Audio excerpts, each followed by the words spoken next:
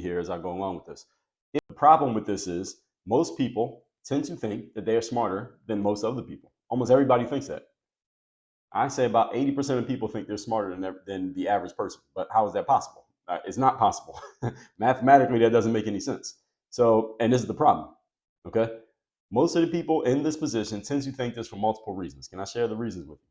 Here they are. Reason number one, people think they're smarter than other people because of your career success or your financial success, i.e., the amount of money you make or where you stand in your profession, the level that you have ascended to or the level that you hold in your profession. That's one reason most people think they're smarter than others. Number two is because of your professional or educational credentials, i.e., I'm a doctor, I'm a PhD, I'm a lawyer, I have this degree, I have this advanced degree, or I'm a upper management person at my company. I'm the head of mergers and acquisitions. I'm a supervisor at my company. Your professional or educational credentials. Most people spend a lot of their adult lives looking to achieve credentials. And when they achieve those credentials, they hang their hat on those credentials as a way of boosting their ego and one-upping other people who don't have those same credentials. You see this often with people with academic credentials. They'll usually put that as the first thing in their bios on social media because they want you to know that they have those credentials because their egos are tied to those credentials. Doesn't make them a bad person. I'm just explaining to you why people think they tend to be smarter than everybody else. Another reason is because of their associates.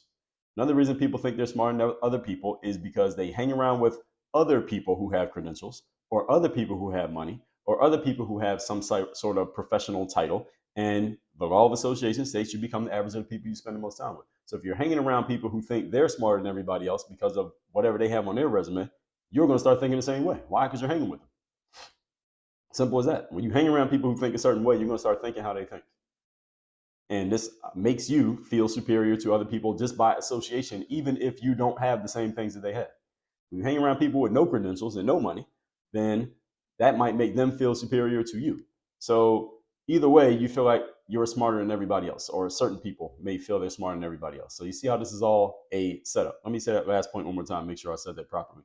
So when you hang around people who don't have credentials, that's the way I should have said it. So checking myself in that last point there.